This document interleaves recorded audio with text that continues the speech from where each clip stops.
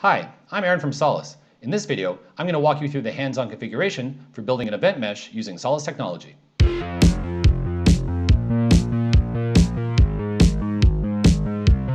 So before I get into the hands-on configuration, let me quickly describe what an event mesh is. Now I could read this definition, but that'd be really boring. So I'm just going to use a few slides to help visualize what an event mesh is and what it can do. It's an architectural layer that sits above your network and enhances its capabilities to allow your distributed applications, microservices, and IoT devices to talk to each other in a decoupled and dynamic way using the publish-subscribe communication pattern. At its core is the event broker, and this is where your applications actually connect into. So consuming applications will register subscriptions of interest, and publishers, whenever they send data or events, the broker will route that to the consuming applications based on those subscriptions. So as load starts to increase on your brokers, an event mesh can actually be used to horizontally scale. By clustering your brokers together, subscription information is shared amongst them, such that when a consuming application comes online and subscribes, that subscription will be propagated through the mesh, and if data is being published elsewhere, that data will still flow through the mesh and arrive at the consumer, regardless of whether they're on the same broker or not. But what if you had to send your data much farther away? Say you had applications in New York, other applications in London. An event mesh would be an easy way to bridge data between them and connect them. When an application in London subscribes, that data would just automatically start flowing across the WAN. And because data is only sent when it's being requested or subscribed to, it's very efficient from a bandwidth point of view. And no matter how many consumers in London are actually requesting it, that data is only sent once. Now, what if you wanted to use some machine learning or some AI in AWS, or maybe you just wanted to move your applications from your on-prem into the cloud? Using an event mesh gives you a very easy way to stream data between your on-prem and your cloud-based assets. But perhaps you have a requirement to be in more than one cloud. You have customers in Azure. You want to use like Bigtable and BigQuery in GCP. Using an event mesh gives you this ability to build a multi-cloud, hybrid cloud architecture. It gives you this uniform data fabric without having to rely on cloud-native services like Google PubSub or SQS or SNS in AWS. It allows you to write applications that will run anywhere, whether on-prem or off-prem. So there's a lot more to event mesh than that. There's governance and security, visibility, discovery. But today we're just talking about the data movement and how to configure it. So how do you build an event mesh? Well, in Solace, the feature that enables all this is called DMR, Dynamic Message Routing. And it's what we're going to talk about today, and it's what I'm going to show you right now how to configure. So let's get on with it. So first I'm going to show you how to configure DMR with Solace Cloud. If you're using our appliances or our software broker, including the fully free standard edition, I'll show you how to configure DMR for those afterwards. There's just an extra step involved. So first thing, log into your Solace Cloud account.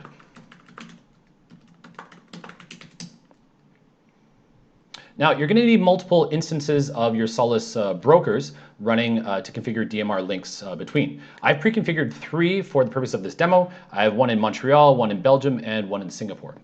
Now, if you click on the event mesh view, you can actually visualize what your mesh is going to look like. In a future version of Solace Cloud, this kind of graphical point-and-click interface is actually going to build all the DMR links automatically.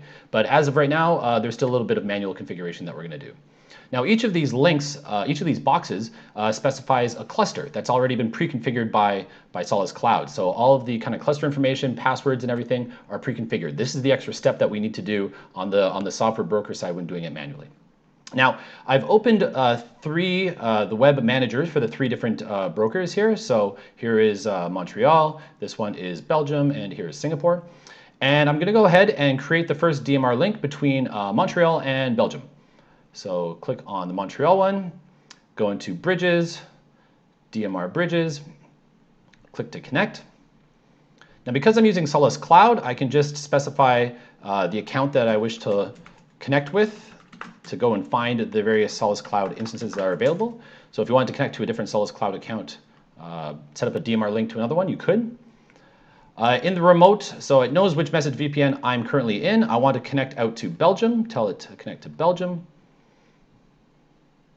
It's going to go and look at the connection information for Belgium. Now, because it's using Solace Cloud, all of the kind of cluster password stuff is already pre-configured. So I'm just going to leave everything as default, except I'm going to turn on compression because we're going over the WAN. I could turn on TLS as well, but it's a little bit extra work. You have to enter kind of the domain name. Anyway, there we go. It's now configured and set up. And you can see here that, yep, my bridge is up. Cool. Now I'm going to speed up the video and go and create the other two DMR links.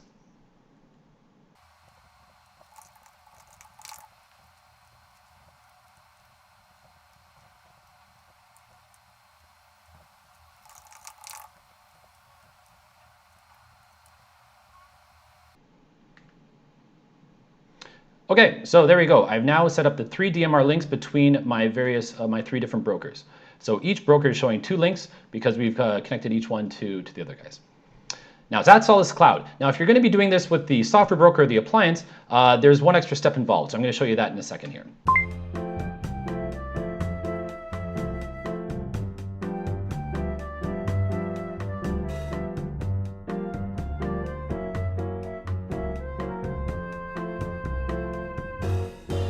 So I have a local broker running on my laptop here. I got a couple message VPNs already pre-configured on it. So I'm going to go ahead and link my Aaron VPN here into my event mesh.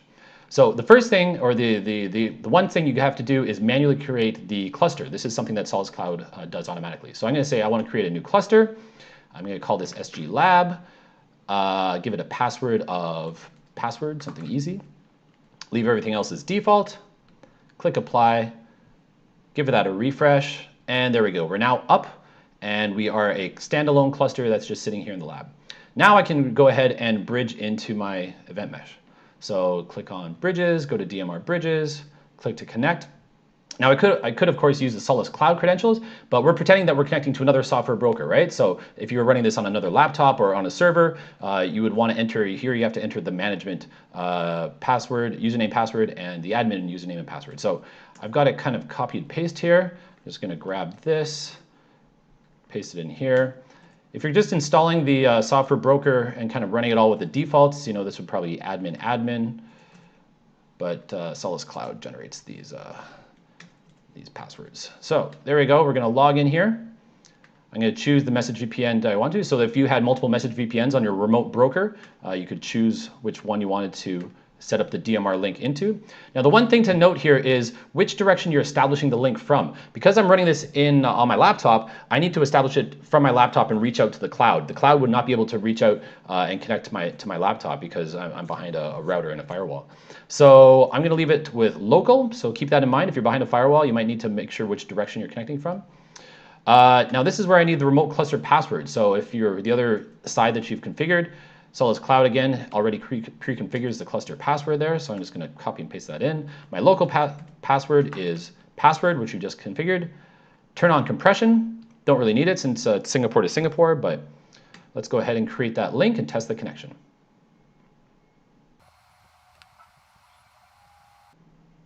All right, there we go. It is up and configured.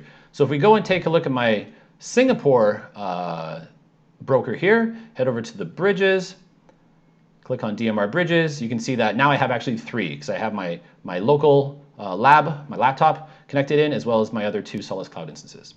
Okay, hopefully that helps you set up your own event mesh. Of course, you can fully automate the process using our RESTful management API, integrating with tools like Chef, Puppet, and Ansible. Makes it a whole lot less, clicky. If you want to see it in action, be sure to check out my next video where I'm going to demonstrate Solace's multi-protocol capabilities using the event mesh that we just made. If you found this video useful, please give it a like. If you have a question for me, leave it as a comment. I'll get back to you. Subscribe to our channel, and thanks for watching.